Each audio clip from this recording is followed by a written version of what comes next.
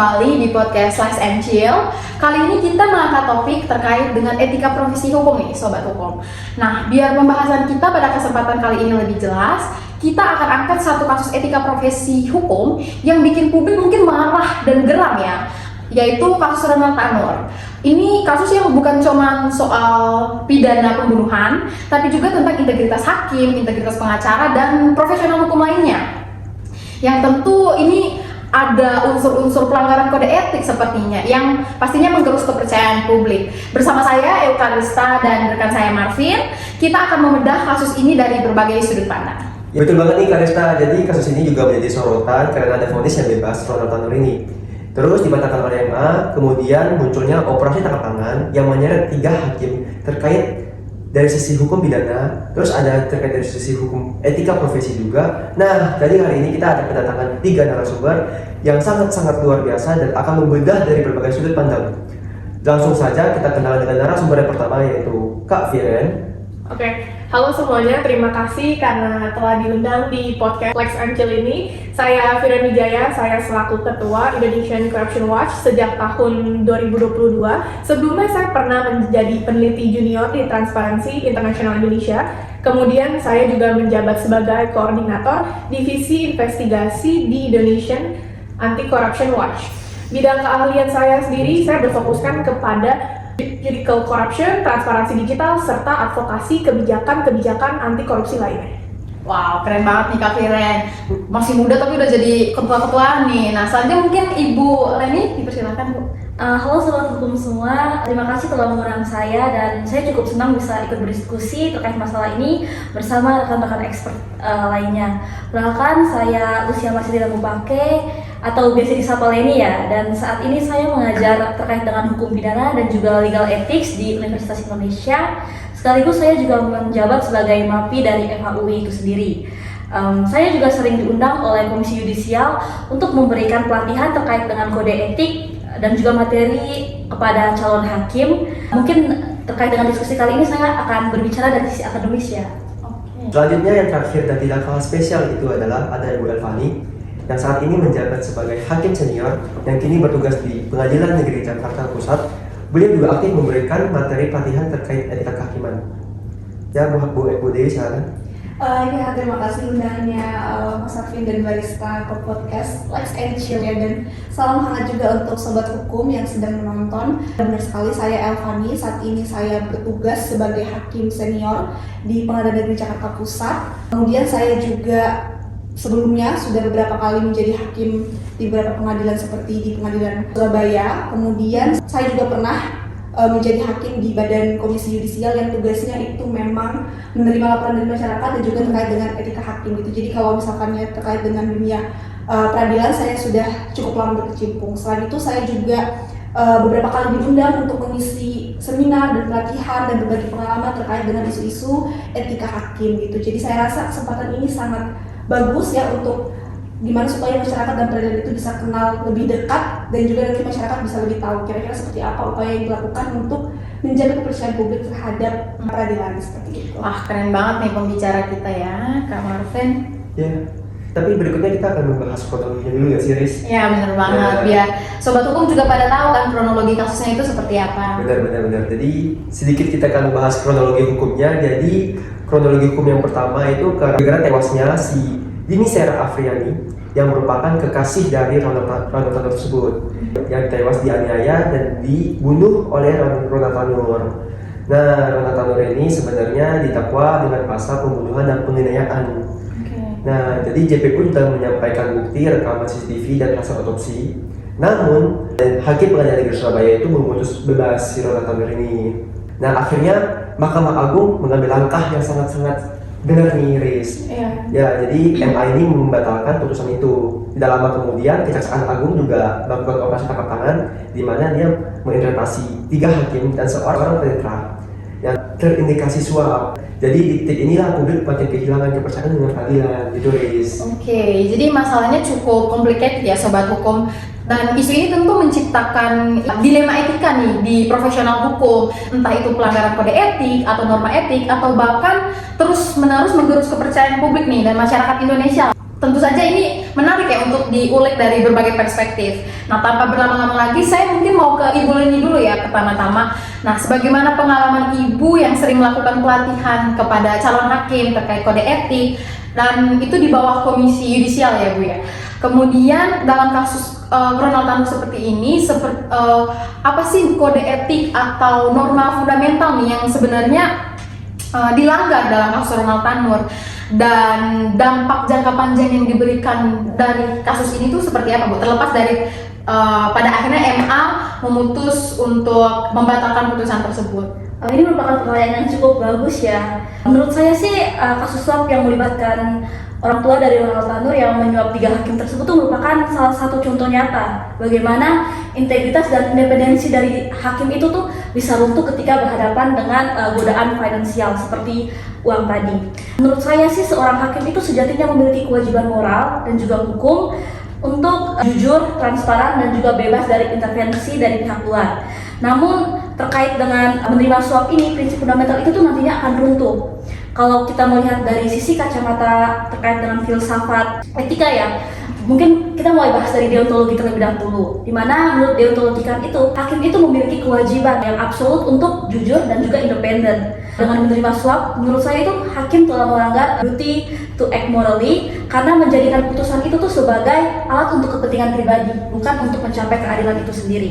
Sedangkan jika kita melihat dari sudut pandang utilitarian yang dikemukakan oleh John Bentham dan Mill, itu suap itu justru membawa kerugian yang cukup besar ya untuk sosial, di mana nantinya publik itu bisa hilang kepercayaan terhadap peradilan karena menurut mereka peradilan itu tuh bukan lagi tempat untuk mencari keadilan, tetapi hanya untuk segelintir orang untuk mencapai keadilan itu, seperti yang terjadi pada kasus Ronald Tanur itu. Sehingga menurut saya nantinya publik jika terjadi masalah itu tidak lagi membawa kasus tersebut ke pengadilan, tetapi lebih memilih untuk menyelesaikan sendiri melalui kekerasan.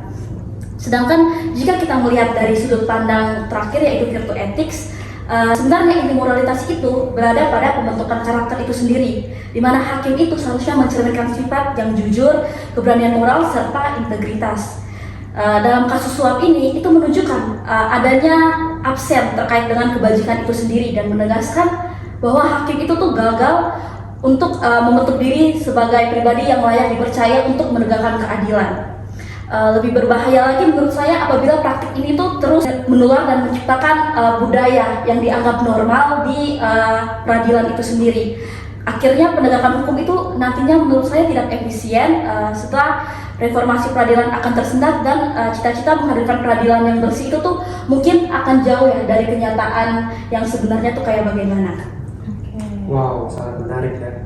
Jadi Ibu Leni juga menjelaskan bahwasanya kasus Ronald Tanur ini bukan hanya melanggar hukum positif, tapi juga pengkhianatan ya Bu ya tadi ya, terhadap prinsip moral, kerusakan terhadap kepercayaan publik, dan selanjutnya akan menimbulkan hilangnya kepercayaan ya Bu ya. Ya benar sekali.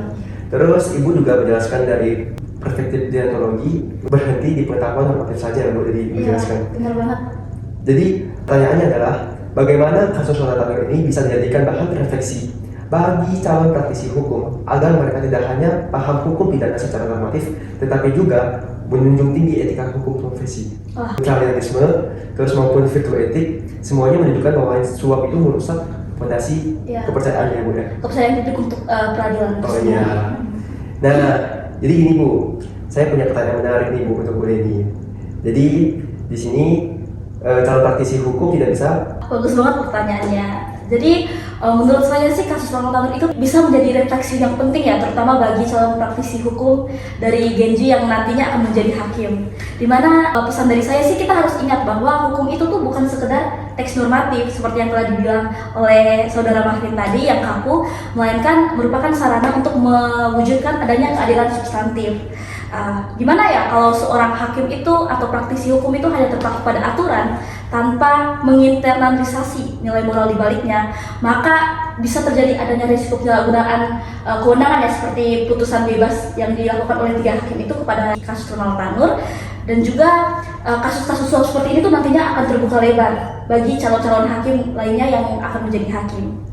Jadi menurut saya sih sejak awal calon praktisi hakim itu perlu menanamkan terkait dengan prinsip kejujuran dan juga integritas sebagai fondasi dasar pembentukan karakter mereka, di mana integritas itu tuh bukan dibangun secara tiba-tiba ya, tetapi integritas itu tuh udah diasah sejak mereka tuh masih dalam masa pelatihan menjadi calon hakim.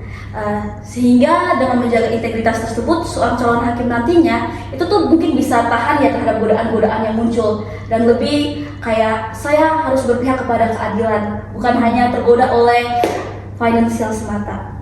Selain itu, menurut saya juga penting untuk memahami betapa sentralnya peran profesi hukum dalam menegakkan keadilan.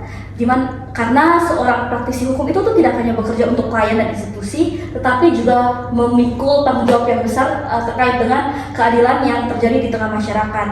Sehingga nantinya bisa saja keadilan tersebut yang diinginkan oleh masyarakat itu tidak akan tercapai. Dan terakhir, menurut saya tuh adanya internalisasi terkait kode etik dan juga pedoman perilaku hakim yang cukup krusial, karena nantinya kode etik ini tuh bukan hanya terkait dengan aturan administratif yang harus dihafal oleh hakim, tetapi itu tuh merupakan kompas moral yang membedakan antara profesi hakim itu sendiri dan juga profesi lainnya. Oke, baik, bahwa sobat hukum semua ini menjadi lebih jelas lagi ya, bahwa seorang hakim itu atau mungkin profesi hukum lainnya harus mencerminkan integritas, karena itu merupakan tonggak peradilan itu sendiri, kemudian cerminan nih bagi masyarakat agar keadilan itu bisa diterapkan. Inilah penegak-penegak hukumnya ya. Jadi hukum itu mencerminkan bagaimana peradilan di Indonesia saat ini. Nah, integritas itu sendiri kan nggak bisa berdiri sendiri nih kawan-kawan. Jadi perlu untuk diawasi baik oleh masyarakat maupun oleh lembaga-lembaga tertentu, seperti misalnya Indonesia Corruption Watch, sebagaimana yang sekarang dipimpin oleh Kak Firen nih. Kemudian mungkin saya beralih ke Kak Firen ya, menyambung dari pernyataan tersebut tadi. Kemudian dari sudut pandang Indonesian Corruption Watch nih, karena kan dia yang paling mengkritik ya terkait dengan kasus Ronald Tanur ini. Apa sebenarnya yang menjadi titik lemah dalam penanganan kasus ini? Apakah memang karena penerapan nilai etika yang kurang, atau ada faktor lain nih yang membuat kasus ini tuh bisa berjalan seperti itu? Kalau menurut saya selaku ketua dari Indonesian Corruption Watch, titik lemah dalam kasus Ronald Tanur ini adalah terletak pada kurangnya transparansi digital dan pengawasan yang intensif oleh publik. Karena tanpa adanya keterbukaan, maka secara tidak langsung itu akan membuat lebih sulit untuk memastikan hakim dapat terus menangani perkara-perkara dengan seadil-adilnya. Tanpa adanya mungkin ruang-ruang kesempatan untuk suap, menyuap, intervensi, yang dampaknya tentu akan jelas terlihat secara tanpa disadari oleh masyarakat, bahwa kepercayaan masyarakat akan hakim ataupun peradilan di negeri ini pun bisa menurun. Dengan intervensi yang semakin kuat untuk dilakukan, sistem peradilan pun menjadi melemah. Terdapat 3 solusi utama yang dapat dilakukan, yaitu yang pertama, tentunya adanya pengawasan dari Komisi Yudisial atau KY, dan MA haruslah lebih proaktif, tidak baru dikerjakan setelah kasusnya viral. Kalau tidak viral, tidak langsung dikerjakan, betul. Tapi benar-benar ditindaklanjuti tanpa harus menunggu viral terlebih dahulu. Kedua adalah dengan adanya dorongan transparansi digital untuk dilakukan. Contohnya, misalnya dengan adanya publikasi akan hasil akhir, bagaimana sih putusan akhir yang akhirnya diputuskan oleh hakim itu sendiri, dan pertimbangan-pertimbangan hukum. Lalu yang terakhir adanya diberikan sanksi-sanksi yang tegas bagi setiap hakim yang secara jelas telah melakukan pelanggaran-pelanggaran kode etik tersebut. Sehingga hal sedemikian ini dapat menjadi langkah-langkah solutif yang kelak dapat mempersulit bagi publik untuk tidak percaya, ataupun bagi hakim-hakim untuk melakukan pelanggaran kode etik, dan menumbuhkan kembali kepercayaan publik terhadap hakim-hakim di negeri ini. Jadi dari penjelasan dari Kak Firen itu, saya simpulkan bahwasanya salah satu penyebab utama dari pelanggaran etika hakim ini memang berakar dari kurangnya pengawasan. Benar Kak Firen? Betul. Ya. Padahal tanpa pengawasan yang kuat, peluangnya untuk menyalahgunakan wewenang ini sangat terbuka makin lebar ya Kak Firen ya. Ya, saya masih punya satu pertanyaan lagi nih Kak Firen. Jadi menurut Kak Firen sendiri nih, apa sih langkah terbaik untuk meminimalisir kondisi di mana hakim atau profesi hukum lainnya bisa kehilangan kejujuran serta kemandirian sebagaimana yang sudah diatur dalam kode etik? Apakah kuncinya pada penguatan advokasi publik atau pada aspek yang lainnya yang harus diperkuat Kak Firen? Saya percaya karena sebenarnya inti akarnya adalah kurangnya pengawasan itu seringkali membuat sebagian besar hakim-hakim ataupun profesi APH aparat hukum lainnya menjadi kehilangan integritas karena tadi terdapat celah untuk melakukan intervensi suap menyuap sehingga kejujuran dan transparansi akan kemandirian yang dia miliki menjadi berkurang. Padahal faktor-faktor seperti ini, nilai-nilai seperti ini, seperti transparansi dan kemandirian itu sangatlah yang utama atau yang paling penting untuk ditekankan sebagai profesi-profesi hukum. Dalam pasal 3 Kode Etik Hakim juga tertulis sedemikian. Bagi kami Indonesian Corruption Watch, langkah-langkah solutif yang mampu meminimalisir hal ini tidaklah hanya sekedar memberikan sanksi, hukuman-hukuman setelah pelanggaran itu terjadi gitu. Namun akan tetapi mencegah pelanggaran itu sedari awal sebelum terjadi. Contohnya, misalnya dengan memperkuat transparansi digital agar kelak publik pun dapat mengakses informasi dan melihat keputusan akhir apa yang hakim telah putuskan, tidak ada yang ditutup-tutupi akan persidangan tersebut maupun hasil-hasil putusan lainnya, sehingga publik juga dapat ikut serta melihat dan menilai sendiri.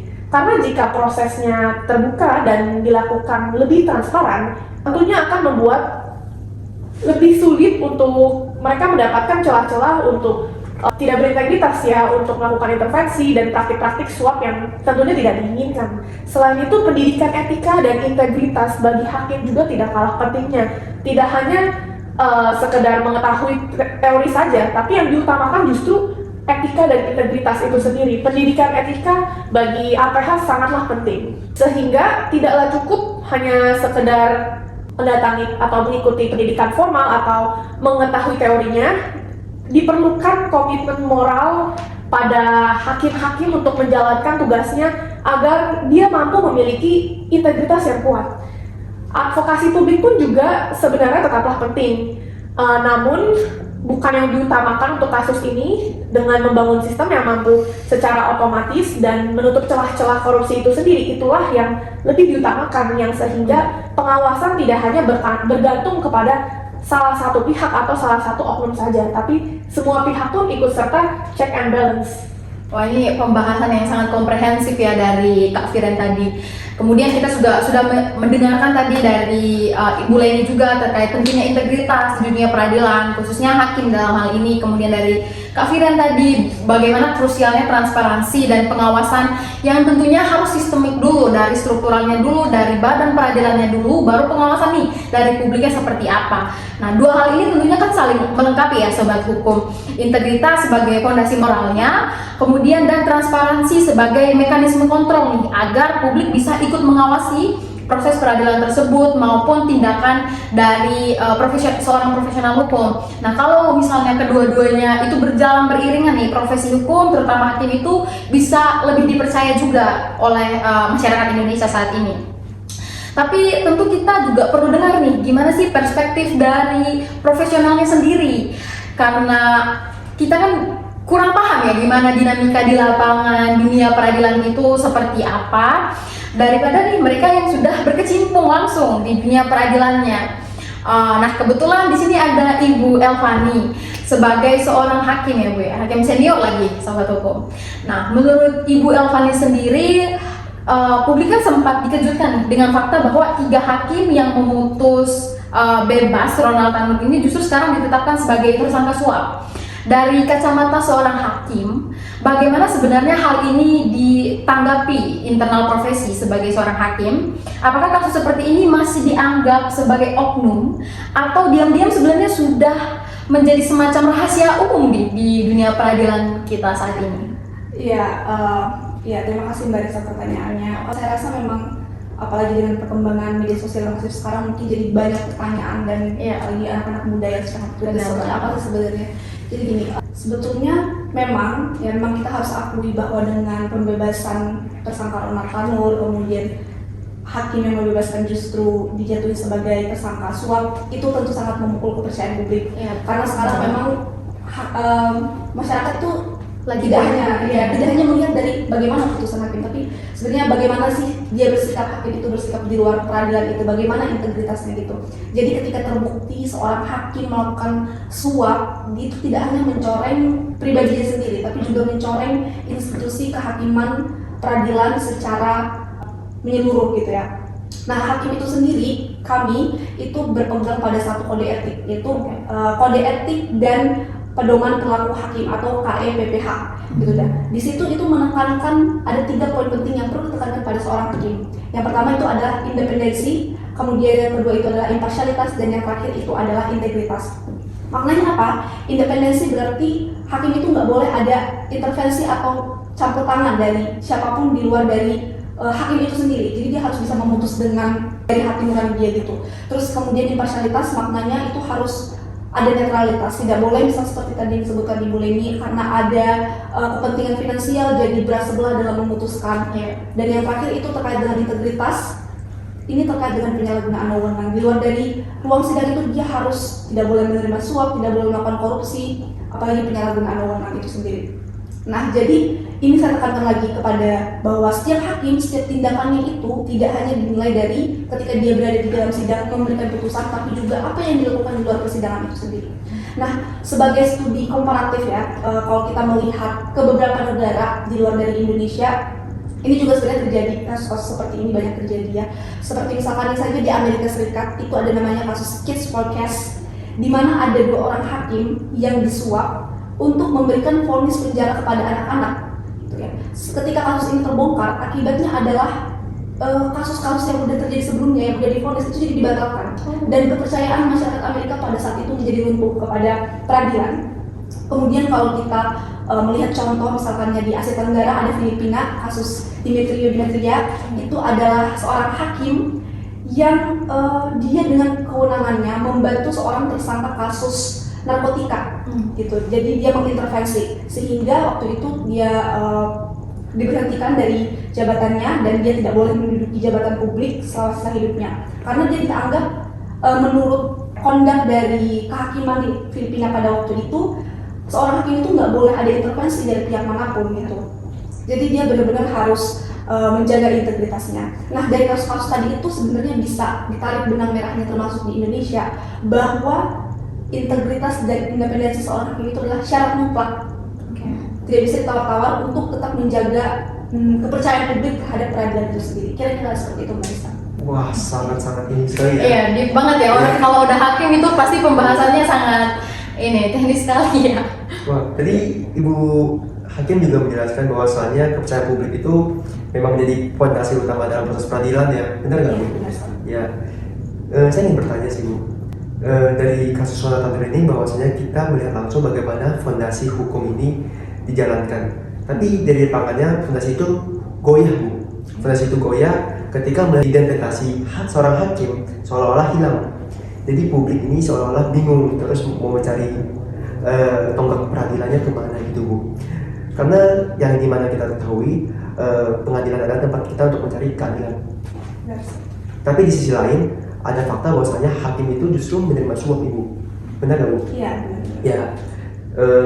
Jadi gini Bu, ada pertanyaannya. Masyarakat ini sebenarnya sangat-sangat percaya sama hakim.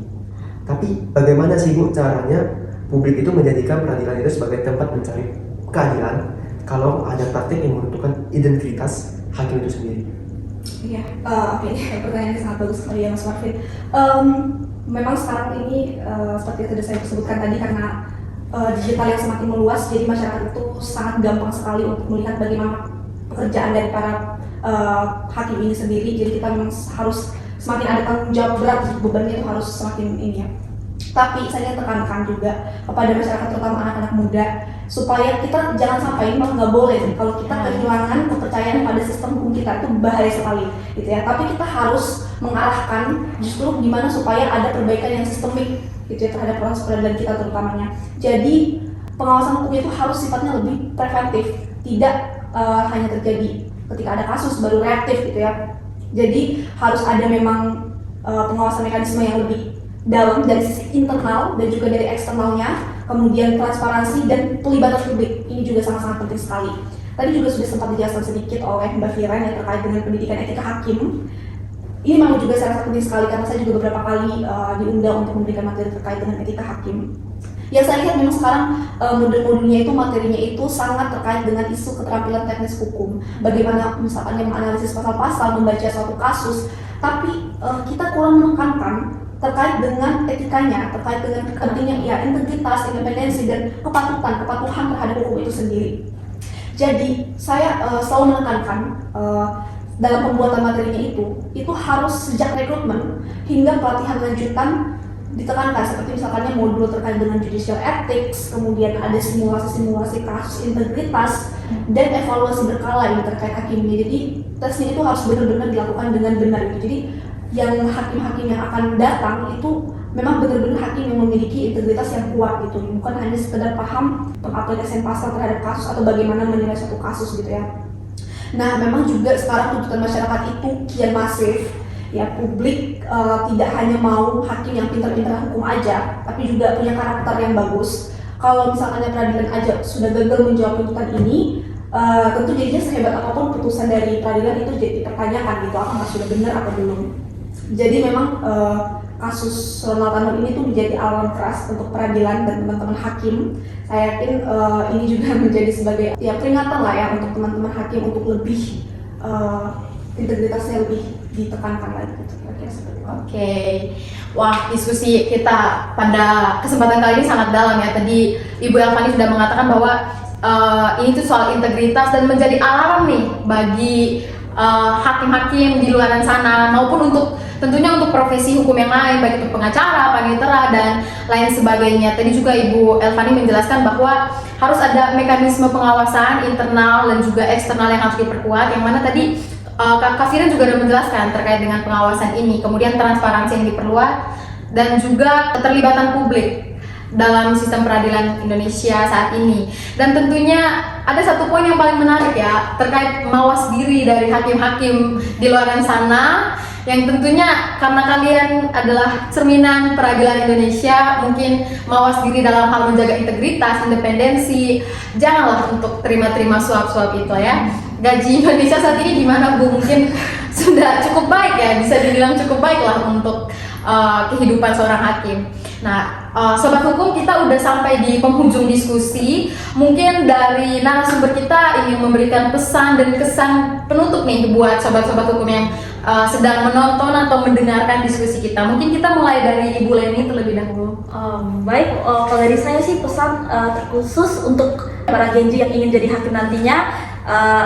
Pesan dari saya sih penting adanya refleksi terkait kejujuran dan juga kode etik, karena itu tuh bukan hanya sekedar formalitas, melainkan sebuah fondasi dasar gimana sih hukum itu tuh bisa berjalan beriringan dengan masyarakat.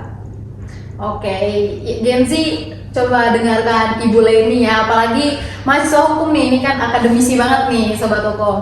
Mungkin selanjutnya dari Ibu Elvani. Oke, saya mungkin singkat aja ya Mbak Rista, terkait pesan saya untuk profesi hakim dan juga teman-teman muda yang akan mungkin menjadi hakim berikutnya.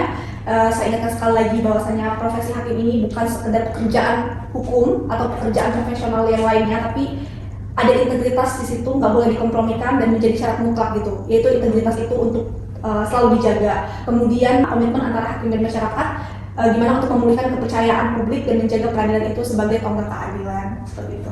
Oke, ini untuk calon-calon hakim dari senior hakim nih Sobat.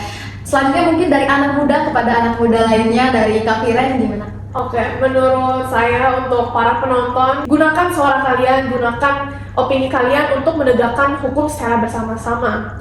Nah, kami percaya bahwa transparansi digital dan pengawasan dari publik adalah kunci utama guna dapat membangun sistem peradilan yang lebih baik, lebih berintegritas, dengan proses yang lebih terbuka dan masyarakat yang lebih terlibat akan mampu menilai sendiri dan memberikan opini. Tentunya kelak kita akan mampu menegakkan keadilan yang tidak hanya sekedar janji-janji atau omongan manis semata, tetapi juga dapat dirasakan langsung oleh setiap kalangan masyarakat di Indonesia. Wah, sangat mendalam sekali ya. Iya, benar. Wah, tapi sayang banget nih, kita udah di penghujung acara. Iya. Ya, jadi kita langsung balik kesimpulannya aja ya teman-teman.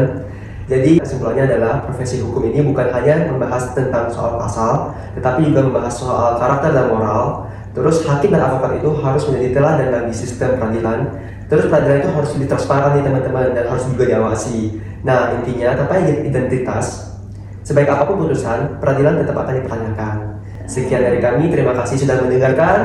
Jangan lupa like, comment, and share. Kami tim podcast Like and Chill. Sampai jumpa di episode berikutnya. Bye bye.